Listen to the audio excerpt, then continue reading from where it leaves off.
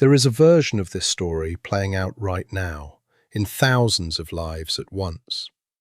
Someone wakes up early. They answer every message before breakfast. They say yes to the extra shift, the last-minute favor, the friend who needs a ride to the airport at 5 in the morning. At work, they are the one who stays late to fix someone else's mistake, quietly, without complaint. In relationships, they are the one who apologizes first, even when they were not wrong. They have spent years building a reputation as the reliable one, the easy one, the person everyone can count on. And yet, somehow, they are the one who gets passed over for the promotion, the one whose friends only call when they need something, the one whose partner slowly, almost imperceptibly, stops asking for their opinion. They lie awake some nights, turning over the same unanswered question. If kindness is supposed to be a virtue, why does it keep costing them everything? This isn't a story about bad luck. It isn't a story about being unlucky in love or unlucky in business. It is a story about a hidden mechanism running underneath almost every human interaction. A mechanism most people never learn to see, let alone navigate. And once you understand it, you cannot unsee it.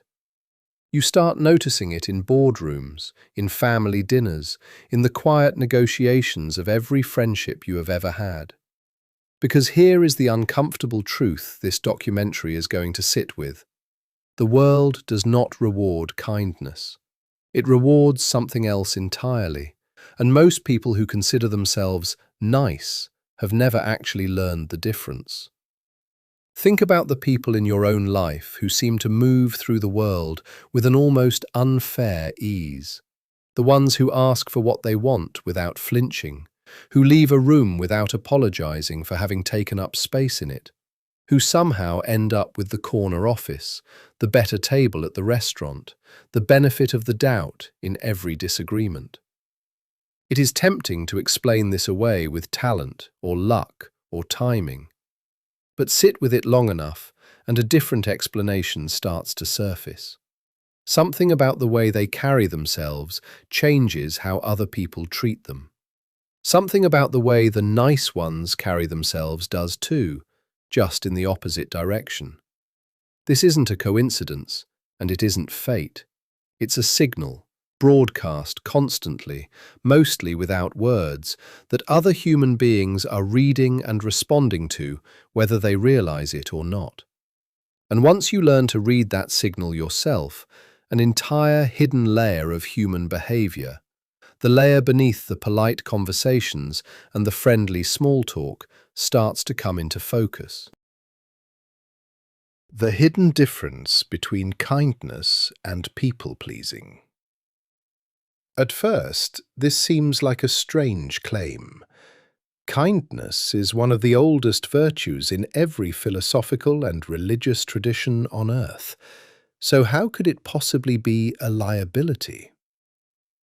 The answer starts with a distinction almost nobody makes: the difference between kindness and what psychologists now call people-pleasing, or more precisely, the nice guy or nice person syndrome, a term popularized by therapist Robert Glover after decades of clinical work with men who could not understand why their agreeableness never translated into respect, intimacy, or success. Glover's core insight was disarmingly simple. Genuine kindness comes from abundance. It is a choice made by someone who feels secure enough in themselves to give without keeping score. People-pleasing, on the other hand, comes from scarcity. It is not generosity. It is a transaction disguised as generosity. The person who cannot say no is not necessarily kind. They are often terrified. Terrified of what, exactly? Of conflict, of disappointing someone, of being seen as difficult, selfish, or unlovable. Underneath the constant yes is usually a quiet, long-running belief planted somewhere in childhood that says, if I am not useful, if I am not agreeable, if I ever cause friction, I will be abandoned. This belief rarely announces itself directly. It hides inside habits that look virtuous from the outside, always volunteering first, never expressing anger, even when anger is the appropriate response, apologizing reflexively for things that were never anyone's fault, reading a room obsessively, adjusting one's opinions to match whoever is speaking, becoming, without realizing it, less of a person and more of a mirror. Glover traced much of this pattern back to childhood environments where a child learned, often unconsciously, that their needs were an inconvenience.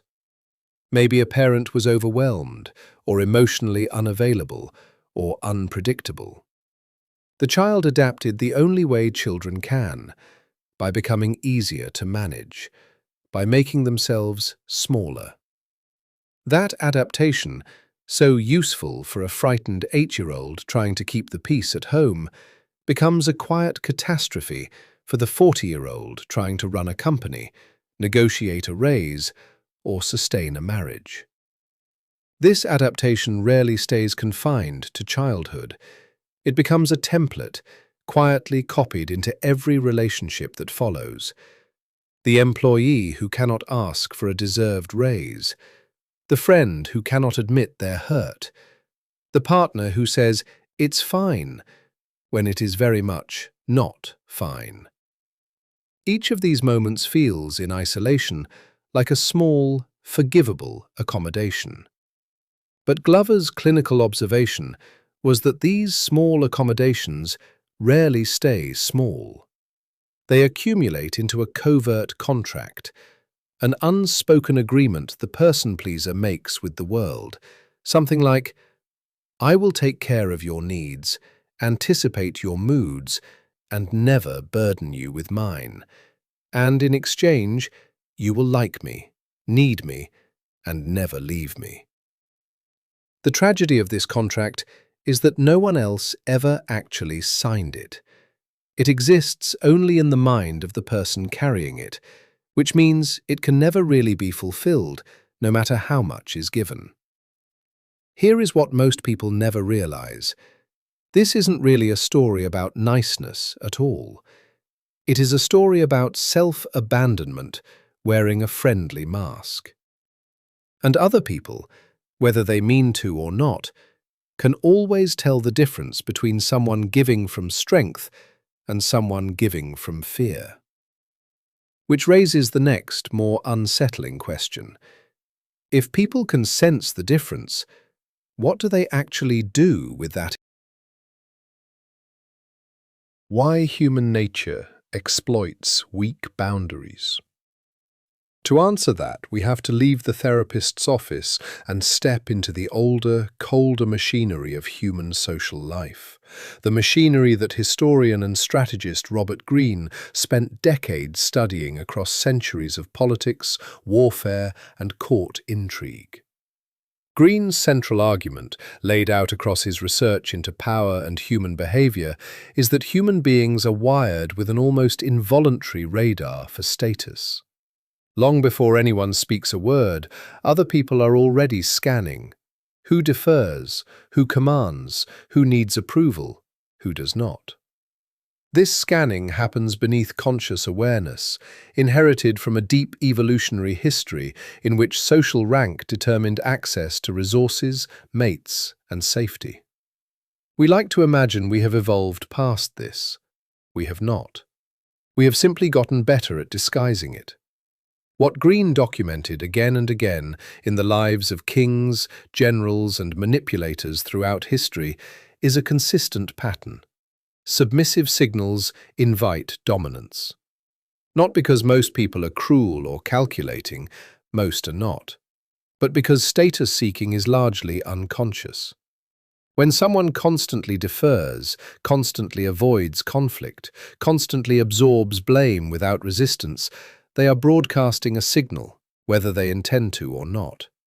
And a significant portion of any social environment, co-workers, friends, family, romantic partners, will unconsciously respond to that signal by taking up more space, more credit, more control.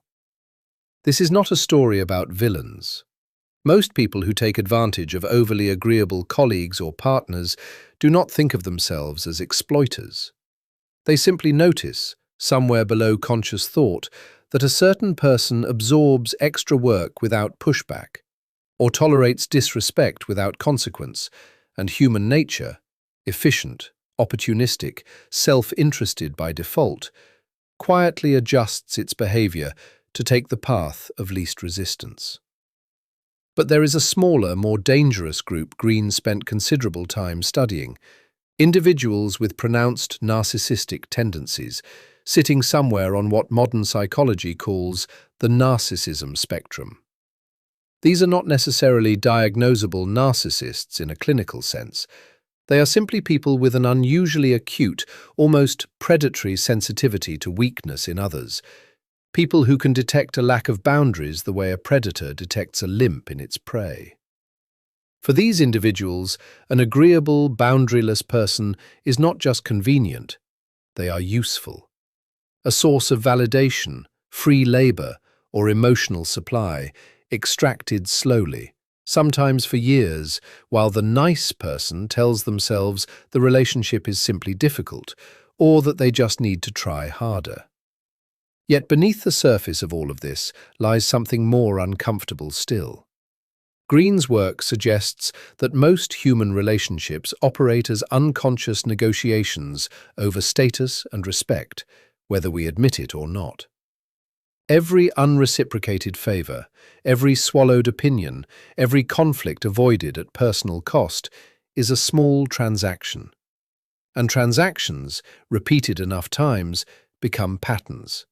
Patterns become identities. The identity of the nice one is rarely chosen. It is assigned, one small concession at a time, until it hardens into something almost impossible to renegotiate. There is a particular moment Greene returns to often in his work. The moment a group first forms, whether it's a new team at a company, a new friend group, or a family gathering. Within minutes, sometimes seconds, an informal hierarchy begins to establish itself. No one announces it. No votes are taken. And yet, by the end of the first meeting, everyone in the room has an intuitive sense of who defers to whom. This is not a modern invention. It is a holdover from small band survival, when knowing your place in the group's pecking order instantly and accurately could mean the difference between eating that night and going hungry. What makes this relevant to the nice person's dilemma is that this hierarchy is rarely built on merit alone. It is built, in large part, on perceived confidence, on who appears comfortable taking up space, who appears unbothered by disagreement, who appears, even subtly, willing to walk away. Agreeableness, ironically, often reads as availability rather than value. And in the unconscious arithmetic of status, the freely available is rarely the most prized. Which brings us to a question that sits at the emotional center of this entire documentary. If this dynamic is so widespread, why do so many people keep saying yes, even when they can feel themselves being taken advantage of? The psychology of saying yes. The honest answer is that saying no is rarely a logical decision. It is an emotional one, and for many people, it is one of the most frightening things they can do. Psychologists who study guilt and shame draw an important distinction between the two. Guilt says, I did something wrong. Shame says, I am something wrong. People pleasers, more often than not, are operating from shame rather than guilt. A deep, often unconscious fear that if they disappoint someone, the disappointment will not stay contained to that single moment. It will confirm something they have always secretly suspected about themselves, that they are fundamentally too much or not enough. and that love and belonging are conditional on good behavior. This is why refusing a request can feel physiologically like danger. Research on social rejection has found that the brain processes exclusion and disapproval using some of the same neural circuitry involved in physical pain. Saying no to a demanding boss, an entitled friend, or a manipulative partner is not simply an inconvenience for someone with this wiring. It can register, in the moment, as an actual threat to survival.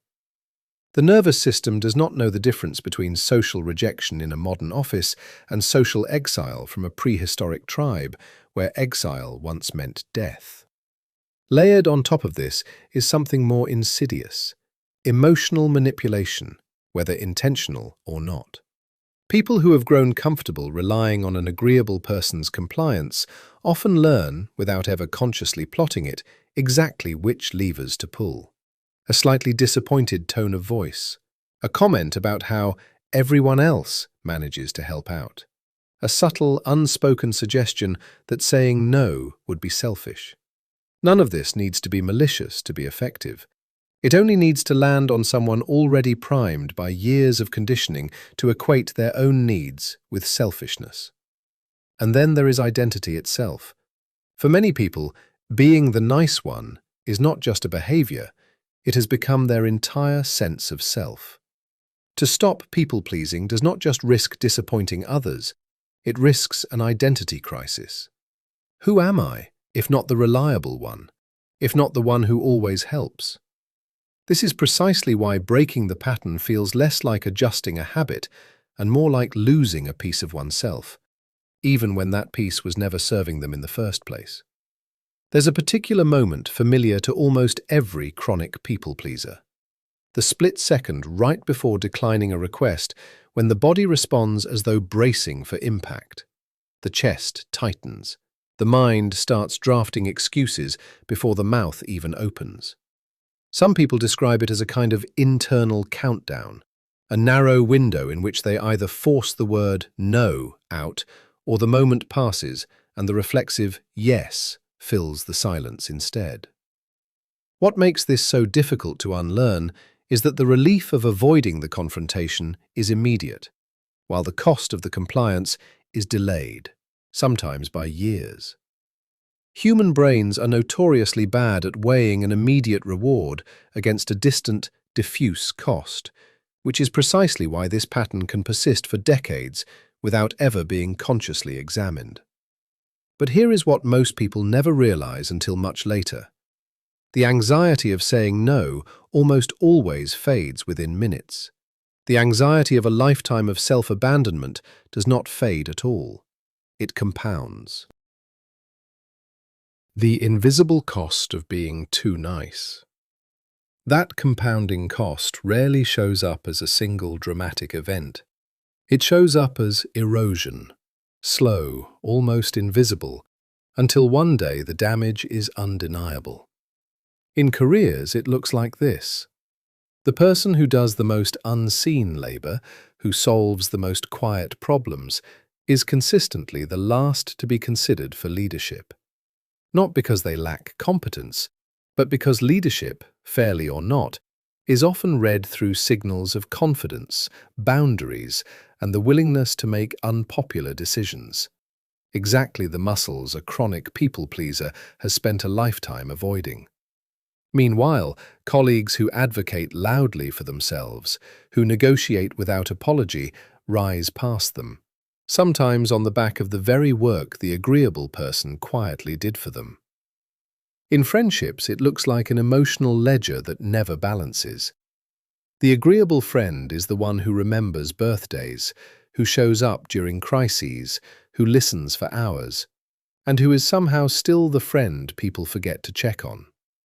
Over time, the friendship stops being a relationship between equals and becomes something closer to a service arrangement, one the nice friend rarely consciously agreed to. In romantic relationships, the cost is often the most painful of all. Chronic accommodation, Robert Glover observed repeatedly in his clinical work, does not generate the intimacy and respect people-pleasers hope it will.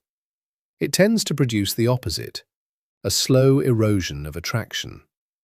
Partners often begin, consciously or not, to lose respect for someone who cannot hold a boundary, voice a genuine opinion, or tolerate the discomfort of a partner's temporary displeasure. What was meant to secure the relationship instead quietly hollows it out.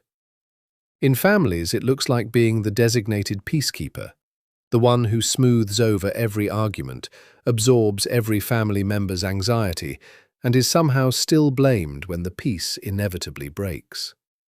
And in business, it looks like underpricing your own work, over-delivering on every project, and watching competitors with half the skill charge double the price with complete confidence.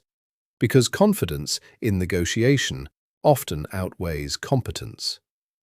There is also a subtler cost that rarely gets named directly: the erosion of authentic connection itself.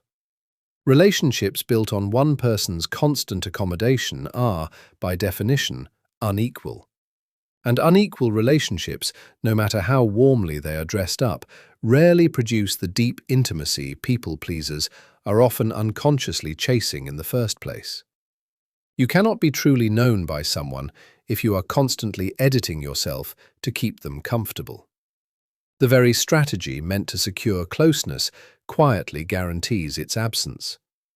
But the most corrosive cost of all is internal, and it rarely gets discussed.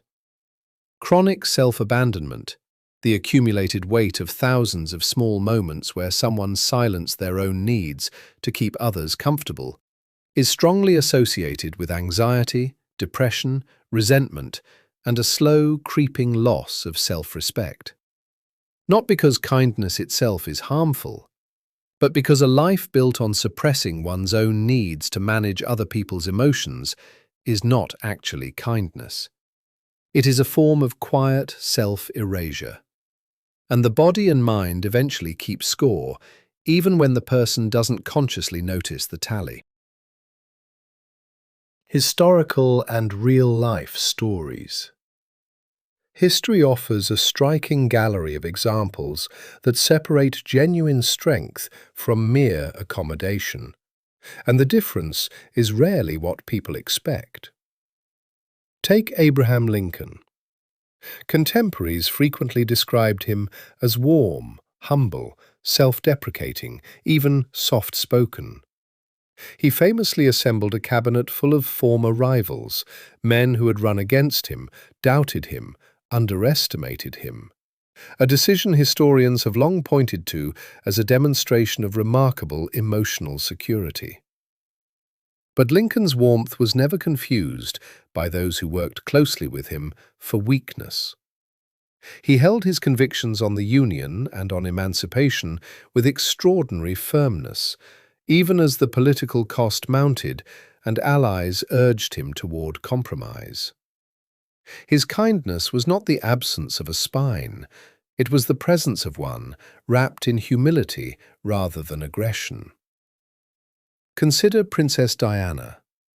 Publicly, she became known for a kind of compassion that broke royal convention, sitting with AIDS patients at a time when the disease was widely stigmatized, kneeling to speak with children at their eye level, advocating for landmine victims in active conflict zones. It would be easy to file this away as simple niceness. It wasn't. Choosing to challenge the rigid protocols of one of the most tradition-bound institutions in the world took a level of quiet defiance that most nice people, conditioned to avoid friction at any cost, would never have attempted. Her compassion coexisted with, rather than replaced, an unmistakable independence of will. Now place beside them a contrasting figure, Steve Jobs. Jobs was rarely, if ever, described as conventionally nice. Former colleagues and biographers describe a leader who could be harsh, demanding, at times needlessly cruel in his critiques. His example matters here not as a model to imitate, but as a boundary marker. Proof that the answer to people-pleasing is not becoming cold, domineering, or cruel. Jobs shows what unchecked assertiveness without empathy can look like. He is the warning on the other side of the map from the nice guy, and true strength, as we will see, lives in neither extreme. And then there is Nelson Mandela, perhaps the clearest case study of all. After 27 years of imprisonment, Mandela emerged not with bitterness, but with an extraordinary capacity for reconciliation, working alongside former enemies to guide South Africa away from civil war. Yet this reconciliation was never confused with submission. Mandela negotiated from an unshakable internal position. He forgave, but he did not abandon his demands for justice, structural change, or accountability. His kindness was strategic, chosen, and grounded in an identity no imprisonment could erode. It was the output of strength, not a substitute for it. What connects all three, Lincoln, Diana, Mandela, and separates them from the chronic people-pleaser is not the presence of warmth, it is the presence of an unshaken internal center beneath that warmth. They gave generously because they were secure, not because they were afraid of what would happen if they didn't. It's worth pausing on how differently each of them handled the exact moments a people-pleaser dreads most. Lincoln disappointed his own cabinet repeatedly, holding positions he knew were unpopular, because he trusted his own judgment more than he feared their disapproval. Diana broke with royal protocol, knowing it would draw criticism from the institution she belonged to, and did it anyway. Mandela negotiated with the very government that imprisoned him, tolerating enormous discomfort and distrust from allies who wanted vengeance, because his internal compass did not depend on their approval either. In every case, the discomfort of disappointing someone was simply the price of remaining whole. None of them treated that price as unreasonable. How truly kind people behave differently. This is where the distinction the entire documentary has been circling finally comes into full view. The difference between being nice, being kind, and being strong. Niceness, in the pattern we've been examining, is largely about managing other people's perceptions. It says, "Please don't be upset with me." It avoids conflict, not because conflict is unnecessary, but because conflict is terrifying. It is, at its core, defensive. A strategy for staying safe, not a genuine expression of care for another person. Kindness looks similar on the surface, but operates from an entirely different foundation. Kindness is a choice made freely, from a place of security, without the expectation of controlling how others feel about it. A kind person can say no. A kind person can disagree, disappoint, and hold firm, because their sense of self does not depend on constant external approval. Kindness gives without keeping a silent, resentful ledger. Strength is what makes kindness sustainable. Strength is the willingness to tolerate someone else's temporary disappointment, disapproval, or even anger without abandoning one's own position. It is not aggression. It is not dominance for its own sake. It is simply the capacity to remain rooted in one's own values under social pressure. The very capacity chronic people-pleasers spent a lifetime never developing because it was never safe to develop it. In practice, this shows up in small, almost mundane ways. The strong, kind person can say, "I can't take that on right now," without a 3-paragraph apology attached. They can sit inside an uncomfortable silence after saying no, instead of immediately backfilling it with justification. They can hear, "I'm disappointed in you," without collapsing into guilt, because their self-worth was never actually on loan from other people's opinions in the first place. They give generously, but never at the expense of their own dignity, because they have learned, often the hard way, that the two are not actually in competition. It's worth being precise about what this shift does not require. It does not require becoming louder, more aggressive, or more calculating. It does not require treating every interaction as a negotiation to be won. The strong, kind person is not suspicious of others or perpetually guarded. If anything, they tend to trust more easily than the chronic people-pleaser, precisely because they are not relying on other people's approval to feel secure. Their generosity is not a hedge against abandonment. It is simply an expression of who they already are. This is the quiet, unglamorous work at the center of everything explored so far. Not becoming colder, not becoming someone else, but becoming someone whose kindness is no longer a symptom of fear. Practical principles.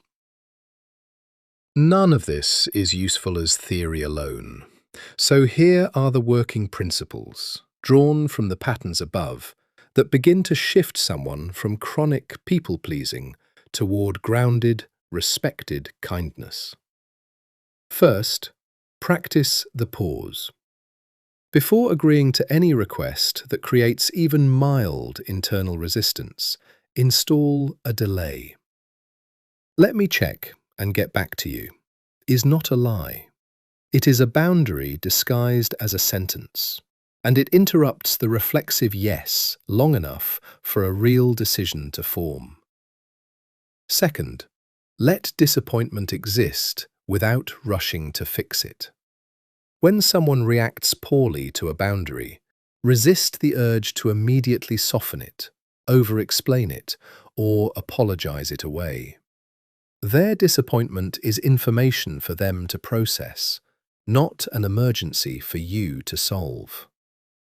Third, separate the request from the relationship.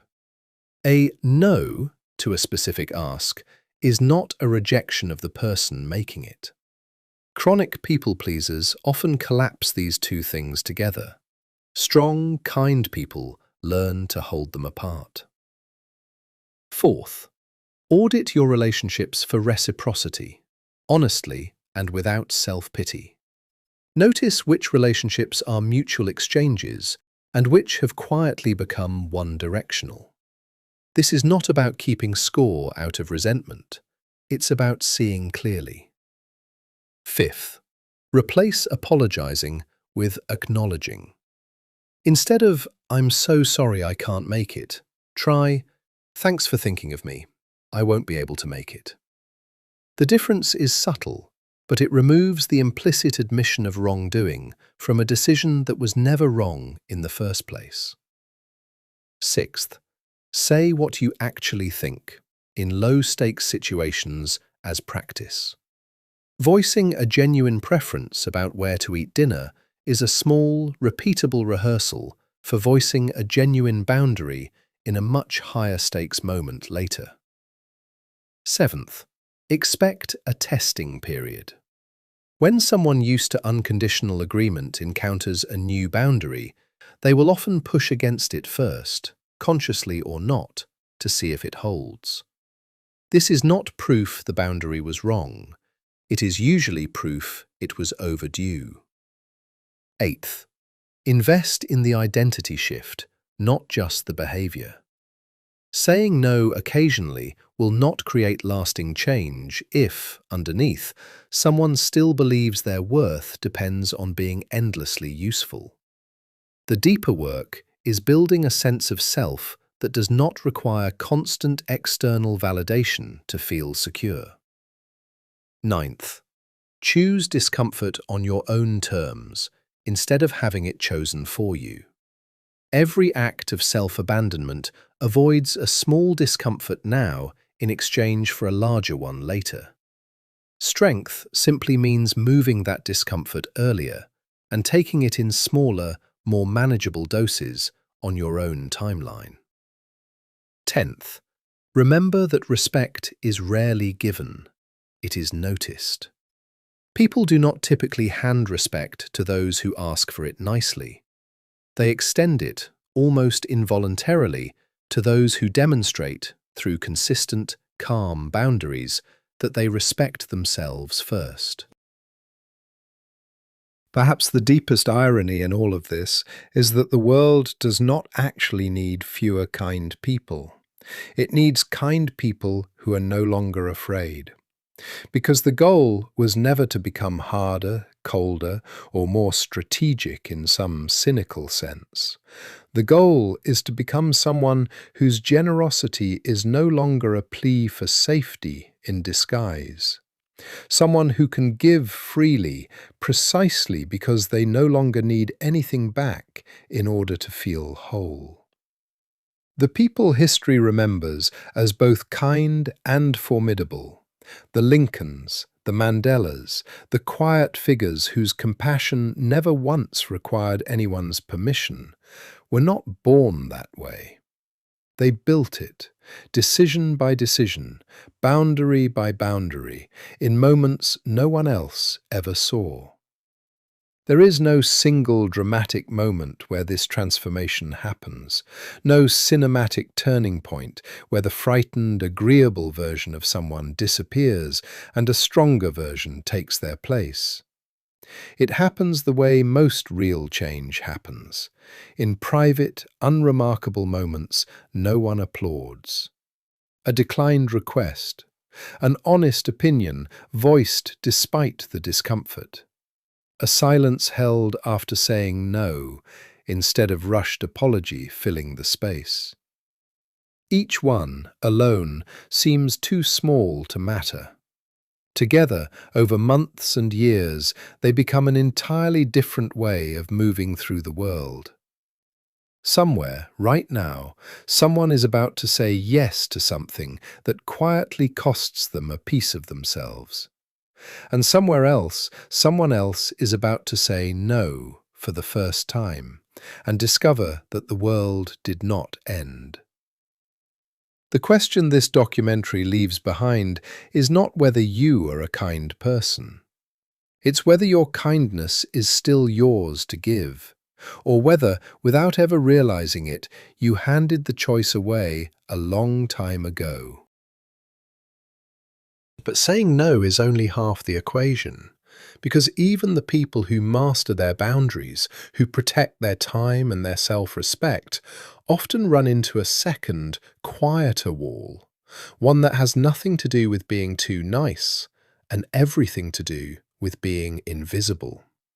They work hard, they do good work, and somehow the recognition never arrives. In the next episode, we go looking for the hidden reason hard work so often fails to translate into advancement, drawing on the research behind mastery and so good they can't ignore you, to understand why competence alone was never the real currency of getting ahead, and what actually is. That's next, in Why Hard Work Isn't Enough to Get Promoted.